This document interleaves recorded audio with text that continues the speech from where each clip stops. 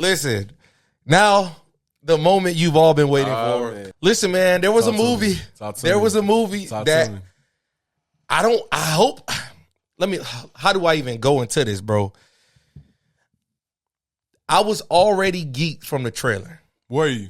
Geeked. I was so geeked, I booked me and my old lady tickets a week before the movie came out. Really? A week before the movie came out. That's how geeked. I said I want to make sure that we got the right seats. Yeah. And we're going to see it in IMAX, just how the director intended. Okay. Man, that movie is Sinners, and we about to get into it.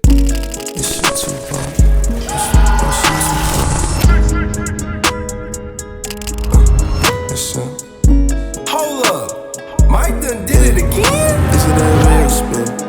This is the real deal. All of that capping inside of your rapping, yeah, we do not even appeal. We talking about real fish, but you gon' be missing your meals.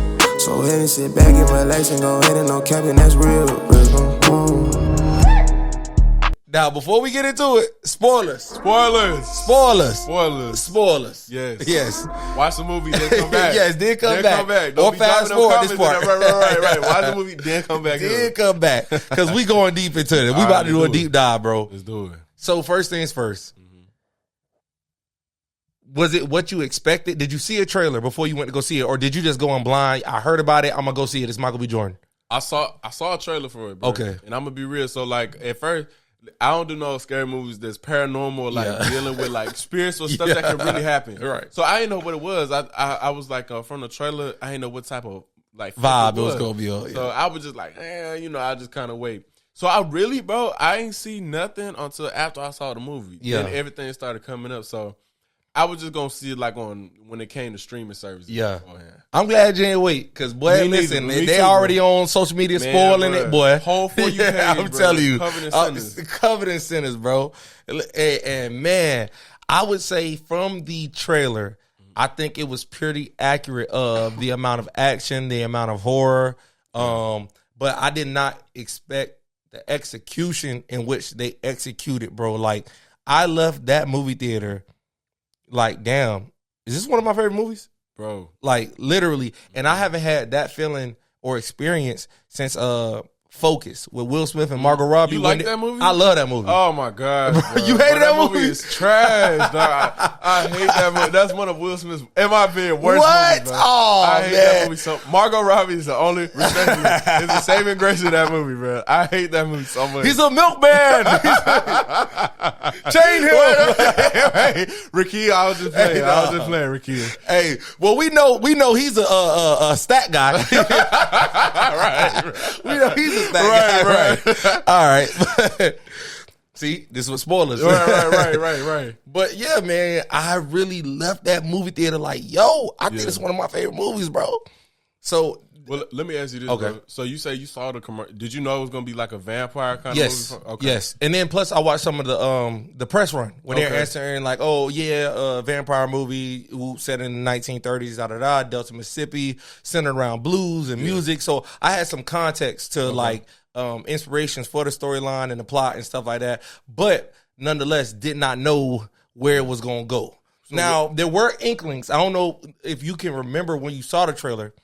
They did show Mary, Haley Steinfeld, with a mouthful of blood, even in the first trailer. So I said, I knew she gonna turn. So, and then I put two and two together. Like, if you notice from that first trailer, they only kept showing one Michael B. Jordan. Yeah. In the soiled tank top and with the bloody tank top and stuff. So I'm like, damn, which one is it? I don't know which brother is going to survive, but I figured one of the brothers was going to be messed up, though. Okay. Was it crowded in the movie theater that you went to? Oh, yeah.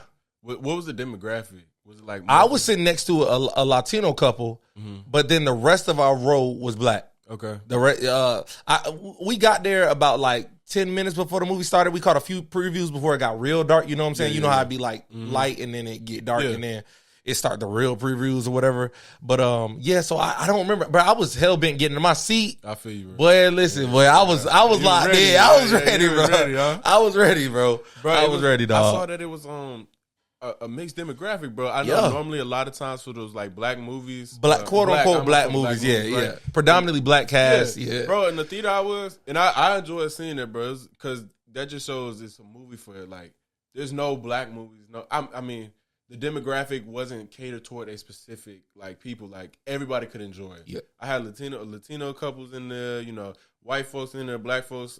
So it was just good to see a variety of people enjoying a movie like that. So I would say for one, I think that movie like sparked conversations with not just the black community, but like all the other neighborhoods. And speaking of variety of people to go see it, it was a variety of people in the movie. It was. So like even though it was a predominantly black cast, it put me on game. I did not know that there was a population of Asian people in the Mississippi Delta during that time. Bro had did not know everything. I had to go and Google. I Googled, and sure enough, bro, there's a video now floating around on Twitter about this lady, and she was talking about how they had a black only convenience store, and then across the street was the white only. And didn't even peep. I had to remember in the movie, remember when the Asian lady says, "Oh, go tell your father or go get your mother." Yeah. The little girl had to walk across the street because the mother was working at the white only one. I was like, "Oh my God, this nigga Ryan Coogler did his research, bro." Okay. He's snapping. Yeah. That's why she had to walk across the street because that was a whites only one. But it was so subtle, and they didn't make it like a whites only sign. It just was, bro. This movie is so layered, dog. Yeah. So that was dope. And I think throughout the movie, he was just putting us up on game, dropping gems and all type of stuff. And I think it was all sort of centered around like freedom and like feeling free. Like, you know what I'm saying? And goes to that post-credit scene. I know we jump around, but like, you know what I'm saying? And he said, Stack was talking about that. Like, was it your favorite night too? Sammy had asked Stack. And he was like, yeah, because that was last time I seen my brother. Last time I was able to see the sun. And last time, for a moment, we was all free. And you know what I'm saying? And I was like, damn, like the symbolism of all this shit. Bro, the symbolism was crazy. It was deep, bro. Crazy. So I think the first one of the first thing, the Asians in Mississippi, I didn't know that either. Ain't know that. And I thought it was cool how like, you start acting like where you are. The Asian man had an accent. Had an accent. Yeah, and Southern. All of them, really? Bro, yes, bro. They was Southern. And so it's like, I don't know, bro. Like I thought that was a cool detail to see because it's like if you are in that population or if you are in that area, you're gonna embody the people around you. Facts. Bro. So I thought that was really interesting to see, bro. And then just the little details as well, going throughout. One thing that really stood out to me was, well, let me ask you this. Do you know the inspiration behind the movie, bro? I did my research on that. Yeah, so he was talking about that his uncle used to play blues music, and his uncle passed in like 2015, and he would sometimes feel closer to him, like he used conjure, he could feel his spirit around him when he would play the blues music. Yeah. Now, I don't know if you want to go deeper or whatever, that's what you got from it too. That was just one of the pieces that I feel like he said he used to that sparked the idea. Yeah, I seen that, and I seen him talking about the blues singer Robert Johnson. Oh yeah, you seen him? Yep. The documentary called The Crossroads. Yep. And I felt like, bro, I felt a lot of that with like music. And so I ain't gonna get into. I like the conspiracy theories and stuff, bro. But I feel like just to keep it like surface level, I feel like music connects a lot of things. Like you remember when they was playing, Sammy was playing, and like people was twerking, and you had the Africans, you had the dude on the DJ. And so I think a big thing, bro, was music connects a lot of things. It opens a lot of doorways, right? So in the beginning, he had gospel. He was stuck. He was at a crossroad himself. Yep. Hey, do I continue playing in the church and being around this kind of community, or do I pursue my passion? Because like you got to sacrifice something. Yep. So I think the music, bro. I don't know, bro. Just for me, I thought he used music as a way to let the audience know that it is a gateway. Whether you're trying to escape from what you're doing right now, you can put on a song, bro, and not think about nothing else. Bro. Right.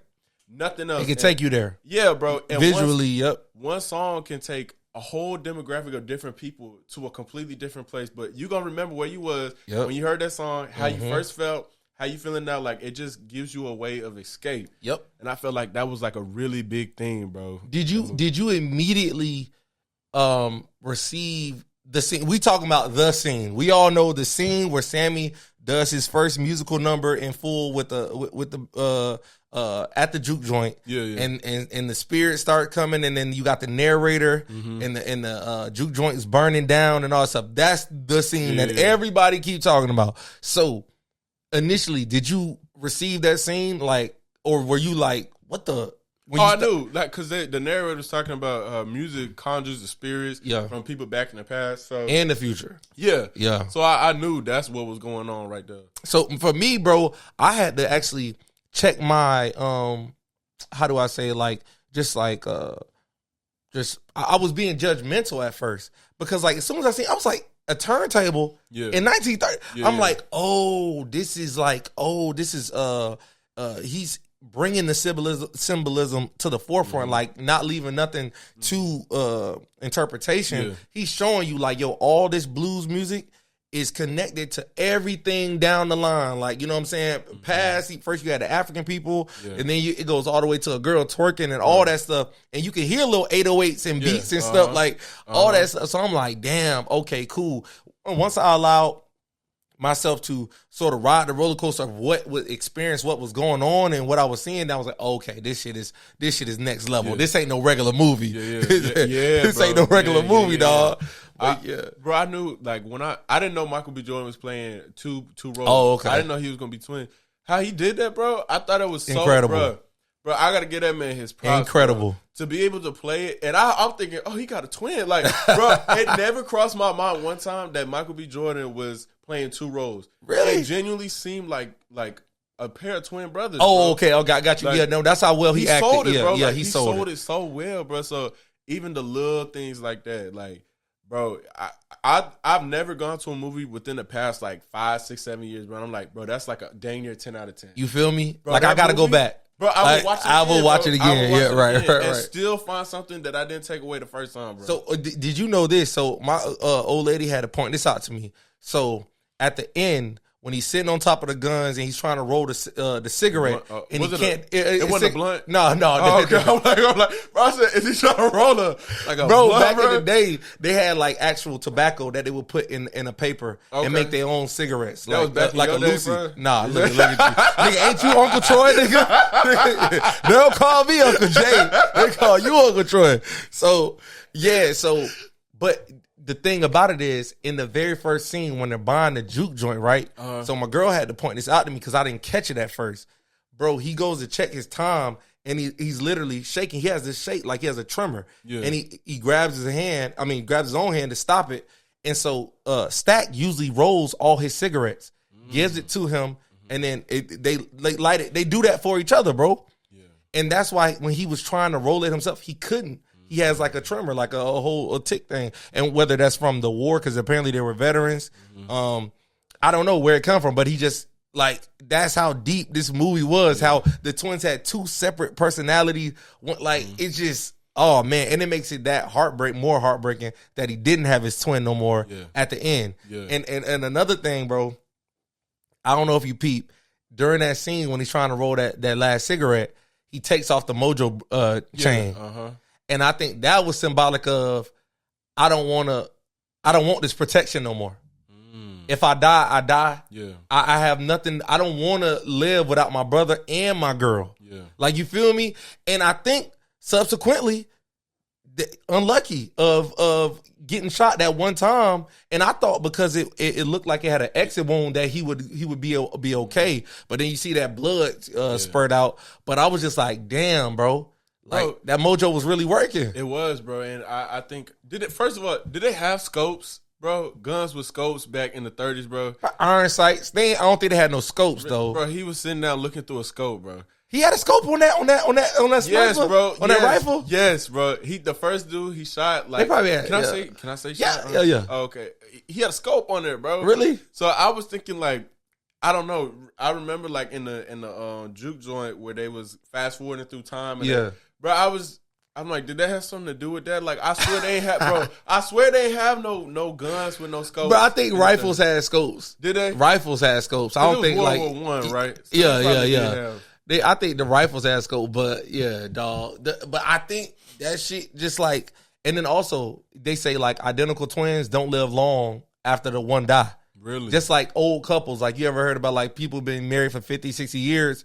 And then one dies, the other one don't live on long because like just the will ain't there no more. Yeah. I think his brother turning had a lot to do with him being like, I'm good. Like, I'm good on everything. And then I sort of felt like those flashbacks he was having was a little bit of him having guilt because they showed scenes that we hadn't even seen, like them arriving to the club, all of them getting there and setting it up and all that stuff, them cooking and having a good time. And I think he was having like a guilt trip. Like, damn, bro, like I brought all these people there and they're all dead. Yeah. Everybody that came out that night, dead. Like, literally died. Yeah. I agree. And, going off of that, bro, what did you think about the, so Haley, what's Steinfeld? I think. What you think about her role, bro? Man, I think she snapped. Yeah, and I think all the women snapped. Shout out to all the women. Yeah. But to highlight Mary though, right? First of all, I don't know. My only interaction with her was she was Hawkeye's daughter. And she played in a couple things. She played in Transformers. The Bumblebee one. I didn't see that one. She was the voice of Gwen Stacy. Okay, in Spider-Man. Too. So I seen that one, but I mean that's not really acting to me. I mean it's voice acting, but like I wouldn't match her voice with her face. So, but nonetheless, her performance in this, man, she snapped. Yeah, and yeah, bro. Apparently, her grandfather was half black. She been going around in the press runs like I've been connected with my ancestors. Okay, I was like, all right, relax. Shout out to Josh Allen, but relax, bro. Relax. Okay, so if you Josh Allen, man, bro, wait. Before we go on, bro, you brought that up. I said I was gonna let it slide. I said I ain't gonna say nothing, but you brought up, bro. How are you feeling if you Josh Allen right now, bro? Bro, I feel like, bro, if he know her job. Bro, talking about drool in my mouth, bro. Michael B. Jordan, I get you. But technically, all right, that part to me, spitting in the mouth ain't as bad as like, them actually having to like, bro, she was kiss and make out. Okay, yeah, but that's they did all that, bro. That's acting though. Like, but I feel like kissing is real. They did though, bro. They did. They did. So I feel like that is more like, I don't like this scene. Like, you know what I'm saying? Mm-hmm. But this is what she want to do. Like, same thing. He probably got to stay up late watching the playbook. I mean, watching a film and going through the playbook hours and hours and make sure he good. She gotta do. This is her dream. Like, you ain't gonna deter her from the dream. But does it help that it's with Michael B. Jordan? No, it don't help. It don't help at all. Right. Because you like, God dang, this nigga's about to chill my bed. God damn.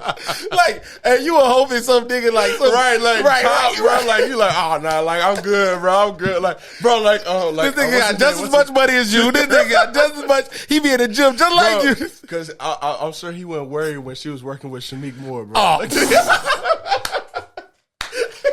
Negative aura. Bro, I'm sure he was negative aura. He was not indeed not worried. Her chemistry wasn't the same when the Michael B. Jordan, bro. It was not. It was not. But nonetheless, bro, like. But we was talking about what you thought about her character before. Smoked it. She smoked it. The accent was there. Mm-hmm. Everything.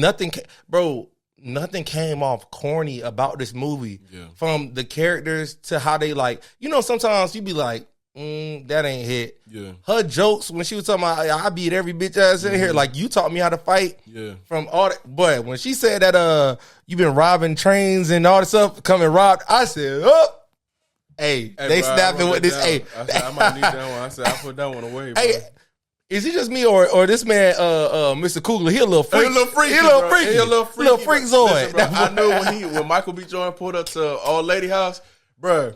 I said, listen. I already knew the way he came in. I said, bro. No, now if Haley Steinfeld had to do that scene, that would have hurt. That would hurt. Bro, talking about your body still remember me? I said, hold up now. Because you can't fake no gripping. You can't fake no gripping. Not at all. You feel me? Hey, listen.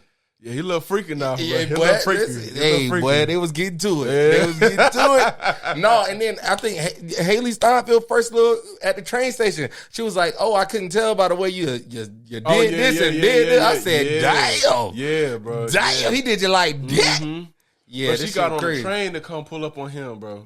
Well, she was about to get on the train. You right? She was married too. Yeah, other black, the singer. Yeah.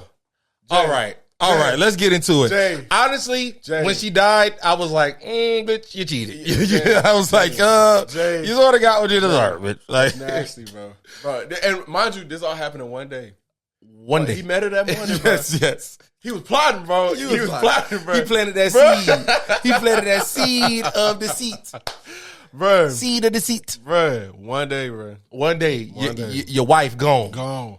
Oh, she ain't coming home. At all. You don't know what happened. That bitch done burnt up. Right. Done burnt up. Burnt up, bro. Figuratively and literally. Bro, did you know in the beginning that Buddy was a vampire, bro? Like, oh no. Yeah. Because he didn't look like he looked in the trailer. Mm-hmm. So I thought that dude was getting chased by like actual vampires. Yeah. You know what I'm saying? But I knew the Indians wasn't vampires. So when they came, I was like, what's going on? And then when they said, he not what he seemed like, and then I said, that is that dude from the trailer. I said, oh man, because his eye was all popped out and all that stuff. He was looking like he was beat up, and he didn't even talk with his Irish thing. He was talking country. You know what I'm saying? So I was like, I did not know that was the vampire dude from the get go, bro. But the way they did it so subtly, bro. I remember when they somebody asked to be invited back in, and then the cornbred nigga. Yeah, I'm like, yeah, that was so smooth how they did that, bro. Like, and it's so subtle, subtle. When Haley Steinfeld's character came, she was like, man, can I come back in, bro? Like, you wouldn't even think, like that vampires got to follow the rules. But after that, it was up. So I seen it, not to be jumping around, but in some ways, like I've been seeing on TikTok, like people were talking about like her character, and they was like, a lot of people didn't like the relationship between her and Michael B. Jordan because they felt like it wasn't real love. So a lot of I seen some shit like that. A lot of people were saying like when she she died, like they didn't feel as bad as when Annie. When she died, because they felt like the relationship was like based off of lust, and they was like the character, even her like being eager to go out and check the scene of those the group that came in the Irish people. Yeah. It started with an R, bro. Remick. When him and the other two came in, they were like, she was so eager to go check it out. And like, you know, a lot of times that can happen like in the music industry, like these bigger companies and these bigger industries, like they kind of leech on like black talent. And so they were saying like that was kind of symbolic of that. I don't think Mary was a symbol other than I think that was some real white shit. I've seen a lot of interracial couples in my life, and I feel like a white woman saying like, "Oh, you need to pay these people back or whatever because they're gonna come after you. I'm gonna help you," and they're gonna directly insert. I felt like that was very believable that a white woman would be like, "Let me go talk to these white people. I'm gonna help my black man out." You feel me? I felt like that was real believable. Yeah. And rather than saying like, you know what, F it, you know what I'm saying? We gonna stay here. She did some white shit and went out there, sat there, awareness on zero in between these people thinking that you so hood. Right, You know what I'm saying? Sometimes that assimilation can make you feel like you so hip and nobody can touch you. And you see what happened? You see a nigga flying behind you.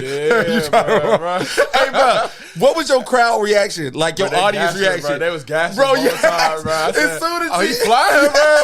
Everybody was like, whoa. Yeah. Hey, bro, I be trying to be cool, though. I said, man. Dog, bro, the jokes was hitting. They was, bro. They was hitting. Like, bro, it wasn't no little, like, people was laughing, bro. I was laughing in the theater, dog. Bro, what's his name? Delta Slim. Yeah. I already know it. Bro, he played that role, He played the hell out that role. Too, dog. Funny. He was funny, dog. He's like, y'all smell that? I think I just shit myself. And then before he died, bro, he drank the beer. He said, man, that's still nasty, man. He was funny, dog. Nah, he was funny, dog. Oh, man. Bro, the boy Sammy. The boy Miles that played that, bro. For this to be his first movie. Yes. Dang, he was on tour with her. Was he? Yeah. Bro, for that to be his first movie, bro. He snapped to me. That was great, he look dog. like a seasoned actor, bro. For sure, like, bro. That's him really playing. Really? The guitar, yes, bro. He got a beautiful voice, bro. Like, yeah, he got that like Giveon deeper style. Yeah. Bro, did you peep the name of his band at the? It was the girl's name. Yep, Perlene. Yeah. I was like, that's a dope little tidbit, bro. The movie's so thoughtful throughout, like everything that they did, dog. Like this shit was crazy. Now, let me pick your brain on this because I seen somebody they was reacting to the movie. I'm gonna add it just for context. It was a white male. He was saying at the end when Sammy is fighting Remick in the water. Now I don't know if you peep. Did you peep how he was dunking his head in the water? Like a baptism. It was like a baptism. And I was like, bro, this movie is on so many levels. So I didn't know how spiritual like I could get on this, bro. But like, go ahead. Go yeah. ahead, So what I'm getting at is this. So his take on it was when he was started at his last moments, what did Sammy rely on? His faith. And he started saying the Lord's Prayer. Remick started quoting the Lord's Prayer too, because he knew it too. As well as they were like had a hive mind, so they were saying it too to all the rest of the vampires. His take on it was that Remick was proving that the faith that had been instilled in Sammy that was given from his father's religion isn't as strong as Sammy grew up on it. I did not get that take from it at all from that thing. What did you get from that scene as far as them quoting it? So yeah, I definitely peeped the baptism, right? And even at the end when he after he got stabbed and he went up in like a flame, right? Bro, what I got from that was that Sammy was being born into the music now, so he was already like on the fence about his faith and being in the church and then doing music, right? His dad said that he was playing the devil's music or something like that, so I felt like him getting baptized was him going to the other side fully in. So now you're coming up in this new life, right? And after that, he went on tour, right? He got better in his craft. Like, he fully...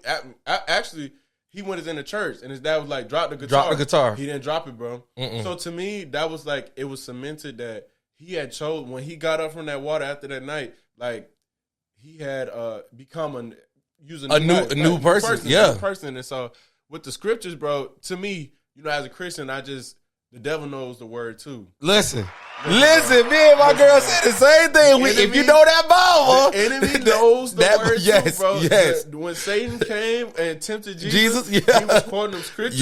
Bro. And another thing is just the enemy knows what we like. He knows us intimately, bro. Yep. And remember the scene where he was like, "Oh, I got your husband's mind too. I know," and he started speaking Korean. Yes, bro. The enemy knows us intimately, bro. So it's like him saying those scriptures, the enemy knows the word too, bro. And a lot of times he says enough truth and puts like a little twist on it just so it sounds believable, so you don't know. So that part was just to me, it was like he's further confusing him and he's further pulling him from his faith. And right. So when he came up, bro, like he made his choice. I took from that scene that even sinners, bro, if you've ever even stepped foot in the church, I think people who ain't even stepped foot in the church but been around people that have are religious or some type of religious, bro, the most hateful person ever will be like, "Oh God," or "Help me, Jesus," like "Help me, Lord, save me." You know what I'm saying? Yeah. If you in a moment of life or death, and in that moment, back to the wall, he relied on his faith and started praying because he thought this was the end, and this is what he was taught. And then, although this dude that was reacting to that moment was like, "Nah," Remick was mocking it and showing that it didn't have power. I say, look at the outcome. He may not come when you want him, but he's always on time. You hear me? Listen. And just like that, that little play mocking gave me enough time to bink your head. Boom. And then when you thought I was when I was done and I really was done for, big cub. Come on. You feel me? So I feel like even in that prayer, God heard the prayer. I still feel like, but once again, we're talking from a Christian perspective. Right. So I still feel like in that nick of time, that was enough to get him out of that bond, that little bit of faith that he had. You know what I'm saying? Again, Christian standpoint, like him reciting that, bro, to me, it just, like you said, bro, like if something's happening, like spiritual warfare or anything, bro, I'm calling on Jesus. You hear me? To hear that, bro, it's like, to me, I'm sitting in that thing. I almost got up, bro.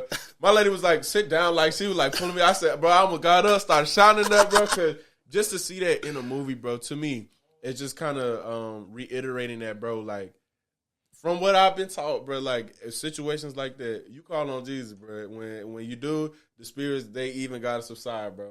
At the name of Jesus, say every knee shall bow. Every tongue shall confess. You hear me? Bro, they saying it like you said. He's saying the Lord's prayer, gave him enough time to come, finish him off. Everything cool, but yeah, a lot of people didn't really pick that up. But that was something I was like, definitely stood out to me, bro. Yeah, and bro, I love how this movie doesn't end with you having more questions. Mm-hmm. Like I feel like him. Oh man, just the fact that it starts with the ending. Yeah, was off rip was like, okay, man, set the tone. Yeah. And then when you find out that he didn't drop the guitar and you see him driving off, fast forward the cutscene, bro made it to Chicago, honoring his other first love, I guess, you know what I'm saying? And just to see like, okay, this is what happened. Yeah. And finding out that Smoke couldn't kill his brother. That, yeah. And he made that promise, and he kept his promise. He kept the promise to let you live out your days. You know what I'm saying? Yeah. And they still kicking it. Now, when they started going slow motion, and Sammy's looking at the door, did you think it was over for him? Nah, because he was older, so I knew like they probably ain't gonna kill him just because he an old man. Now, like, what they gonna do with that? But I definitely, when they started slowing down, I'm like, bro, there's some more vampires coming in. Bro, I thought for a fact, I knew it was the one of the brothers, but I just knew for a fact, I thought it was done. I thought it was gonna end with like some blood biting sounds or whatever, like the whole club getting messed up. Now you know what I did think. What's up? First of all, bro, when Michael B. Jordan was in there, he's talking about. Smoke, you good? He said, yeah, I'm good. Like, y'all gonna let me up. But they was looking through the oh, yeah. Justin. You thought the tongue was posted my eye. I said, bro, why is y'all looking through that door? Rule number one. Bro, when it's a hostile, don't look your eyes. I thought he was I'm looking, I said, why is he sticking his eye in there, bro? Bro, another thing I thought, but this is more zombie movies, less vampire. I thought by him getting scratched, I thought he was a remnant of Remick was gonna be like a part of his DNA, where he was gonna be able to like live on, or maybe be on some Blade shit where he could be a daywalker because he's a hybrid. You know what I'm saying? He's not quite full vampire, but he's like has some of that in him. So I thought that was gonna go on, but to see that it just was a scar, you know what I'm saying? But bro, man, that movie was crazy. It was so good, bro. It's so good, bro. Still, bro, I'm still thinking of more things. Like now that you in the juke joint, bro. I just started thinking, bro, everybody in there had some type of sin or vice they was dealing with, bro. You had the gambling. You had the fornication, bro. You had the adultery. Adultery, bro. Everybody. The overindulgence, the gluttony, bro. Gluttony, It was everything in that greed, joint, bro. Everything. And it ended up burning down. Bro. So I found seeing, just thinking about, the concept of sinners, I'm thinking like, okay, but why is it called this? But I think being in that juke joint, bro, like you really got to see like everybody is dealing with some kind of vice. Like, if we just continue to do it, like it looks innocent at first, right? But we continue to indulge, it becomes a bigger problem, bro. And so, one more thing I seen, bro, like the vampires had to be invited in. Yeah. So I seen, bro, like, the enemy can't just come in. He got to be invited in, bro. And a lot of times he's invited in through those vices or those sins that we continuously do. Bro, it's deep. It's deep, bro. I don't know if people was thinking about it from that kind of level, bro, but like, man, just how it all connects, bro. Like, it's real. It's real. Real life, real situations. And that's why I love this movie off rip. Off rip, this movie was super great. And it was just like, damn, bro, like this was an instant classic of a modern movie, like, absolutely, bro. And original too, original, not a prequel, not a sequel, not a remake. And I just feel like, man, I hope they leave this alone. Bro, they set it up for a sequel, bro. Because he's still walking around. You think so? Bro, yeah. But it wouldn't hit the same without his brother. It wouldn't hit the same. He's still walking around, bro. Yeah, but like, do you really want to see a new cast of like what? I would not want to see a sequel. I wouldn't want to see a sequel based off of them two going off in the world. But you think how successful as this is going to be, bro? You don't think they going to think about? They going to think about it, but people would show out, bro. For a sequel, folks would show out for sure. Yeah.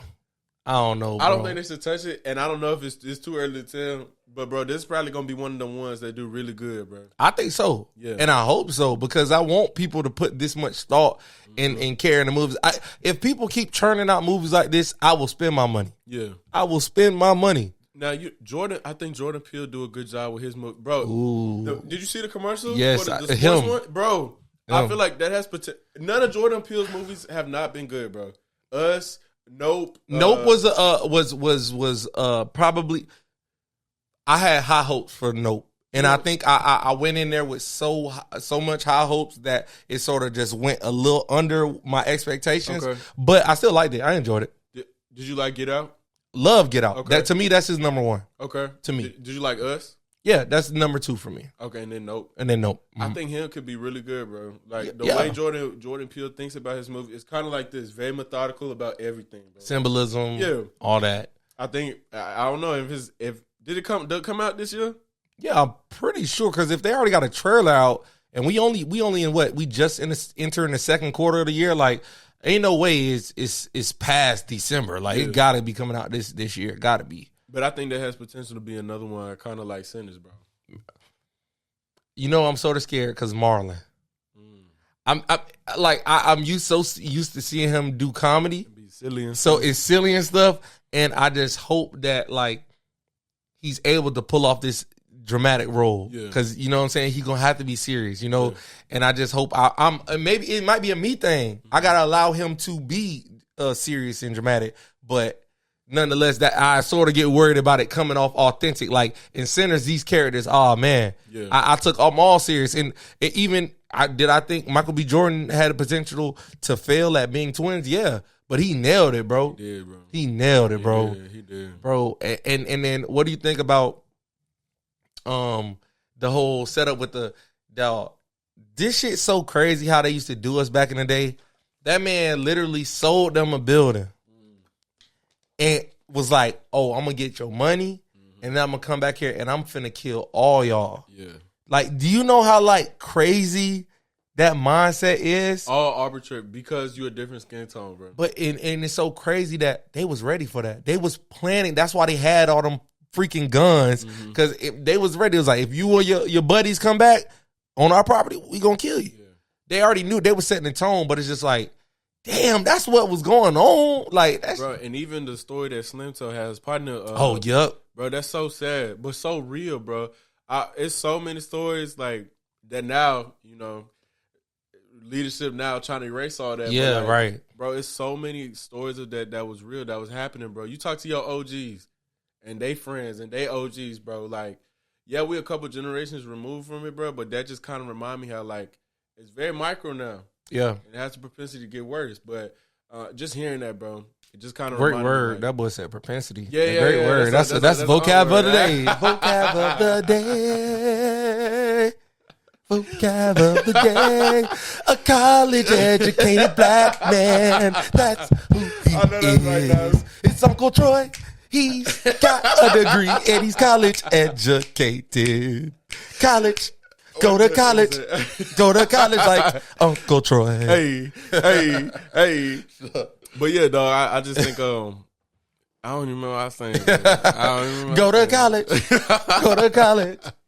That was a propensity. If you ain't seen it, go see it. Go see Sinners in IMAX. Oh, bro, did you get the chance to see it in IMAX? Nah, bro. Like there were scenes. Oh, we ain't talk about the shit that made me mad. What? Bruh, Grace, the Asian lady. When that lady said, "Come on in, motherfucker," boom, pow, bro. Let them guns sound. Walker, bro, you ain't getting a chance to say that, bro. But in her defense, bro. In her defense, look. No defense. Justin, no defense, bro. In her defense, bro. Your daughter's straight. Your daughter's straight. Say they gonna come. They gonna hunt her, bro. They gonna hunt her daughter, bro. Bro, if the vampires are all here, that mean they not there. So as long as we wait till sunrise, we good, bro. They can't. What about when the next night come? He got her husband mind, so he know where the daughter at. But now you have her. They gonna hunt you, bro. As long as you don't invite them in, you have to invite them in. Remember. So they was straight. They never once smashed the window. They ain't open no shit. Keep them bitches outside. They straight. Bro, you don't think never, no time, you just can't go out at nighttime no more. Jay, come on, dog. How you gonna hate from outside of the club? Dog. You can't even get in. Let go. Dog. Come on, bro. I can't even blame her though, bro. I can't even blame her. Listen, my daughter at the crib, bro. She's straight. Man. She'll be all right. Man, he got my husband mind. Bro. So he could go get her the next day. But you know what I be thinking about? Like, man, cell phones are so needed. Like, just imagine if you had a cell phone, you could not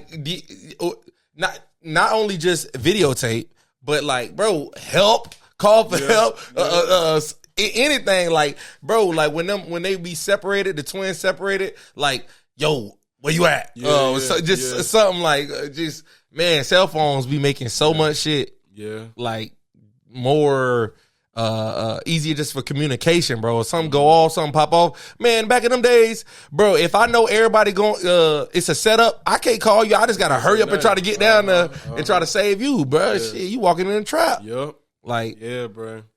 But, man, just the way everything was portrayed, bro, it seemed like you was taken to that time, bro. Man. Whole time. I feel like I was in the 30s, bro.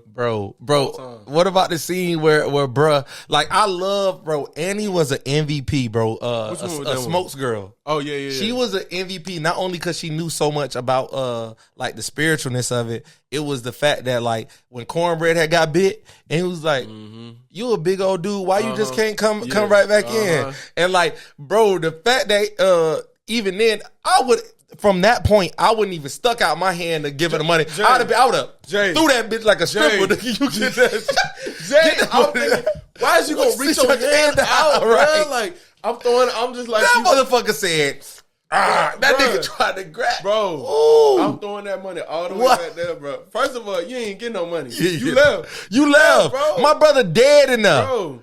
Cause you left, like, you ain't getting nothing, bro. You ain't getting nothing, bro. And then for Sammy ass got trampled by the door. Yeah. Little bro done boom bust through the door on that man. Oh man. Oh, and let's talk about that little freak.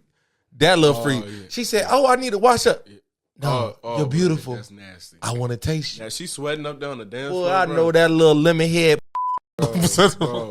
Bro, he ain't care. He ain't care. They in the barn, bro. That thing was, that boy hit a warhead face. That boy said, bro, you gotta see it through, bro. You gotta see it through, bro. That boy tasted straight sodium. That boy got high blood pressure from that lick. I was smiling like a proud. Uncle Troy was smiling at that, bro. I said, he busy. I said, I'll come back. That boy got some high blood pressure from that lick. Bro, that boy got a mouthful of sodium. What he say, bro? Straight he was salt. Like, he said, I ain't so little no more. Oh yeah. He said, I ain't little no more now. Yeah, me, man. It was one more thing I wanted to ask you, bro. I can't remember, bro. I'll to get back on the dumminess of Grace, the Asian lady, bro. You welcome them in, and then you die within the first 2 minutes. Yeah. You go straight for the heart of your husband, and then you get stabbed, and then you just on fire. You ain't even put up a fight. I knew she wasn't making it to the end, bro. I knew she wasn't making it to the end, but like at least kill one, maybe. Now I thought Annie was gonna make it to the end, bro. I did not think she was gonna die. Nah, I knew she was gonna die as soon as she made her death arrangements. Apparently, I'm thinking her little, like, when she was throwing them bones, and I think that was like on some Magic 8-Ball stuff. Like, am I gonna die or not? Like, you know what I'm saying? Because right after she shook him up and dropped him, she went over and was like, "Hey, I think it ain't looking too good for me." Like, and when she told him, like, "I don't finish me," yeah. Bro, why was they saying no? Like, they was so like mad. Yes, I don't understand that part. So I don't know because I know Annie had called out, they feel his pain. But why were they so upset? Do they feel each other's pain? Because I guess she was turned, but she didn't turn yet. Bro, but they were so upset when he killed. I was like, is it because she's so spiritual and she kind of got like that ability, or like, bro, they was distraught. Yes, like, they like sort of stopped. They was like, No, I know what you're talking about. I didn't understand that part. I did not understand, bro. I didn't understand that part either, because it was when he killed her. Yeah, like they was not rocking with it at all. Yeah. So y'all watching it, break that down, man. Yeah, why was they so distraught? Like when she got killed. Right. So I didn't get that, bro. I did not get that either, bro. But and then the part where they was all eating the garlic and oh hell yeah. Listen, bro. Listen. And he pistol with bro. I ain't gonna lie. When he did it, I said, "Oh shit!" I can't blame him because why you playing around? We trying to figure out who a vampire. Yeah, is. shut your mouth up. You trying to take up for this girl? Your mouth, you made that girl today. Man, what? You made that girl today. Man, right. Put that shit. hey, I ain't gonna lie. Bro, so thoughtful. Once again, bro, when we see a dude in blood, oh, somebody bit him. Yeah. It's one of us. Yeah. Led the audience to believe it. They done drugged that man outside. And then for her to be tripping, that's your first, it's her. Yeah. Then she get through it. And then for Delta Sun to be tripping and doing all that, it made you think. And then it was like, wait, we all ate it. And then for them to go back and like, oh, this ain't blood. And I was like, bro, what was it, bro? It was like wine. It was like red wine or some garnish. I don't know what it was, but it was just red.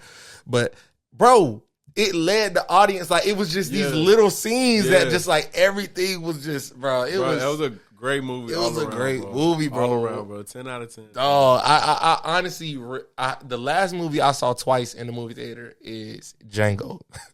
Literally, really, that was the last movie I saw twice in the movie theater, and that was a 3-hour movie. But even leaving Django, as much as I liked it, I'm like, nah, Sinners, bro. Yeah. Sinners is up there, bro. Off great first movie, watch, bro. Sinners is up great there, dog. Movie, bro. Great movie. And all you see is it on your timeline, and it's like, bro, no way this movie is that good. This movie is that good. Hold up, Mike done did it again. This is the real spin. This is the real deal. All of that capping inside of your rapping, yeah, we do not even appeal. We talking about real feels, but you gon' be missing your meals. So ahead and sit back and relax and go ahead and no capping, that's real.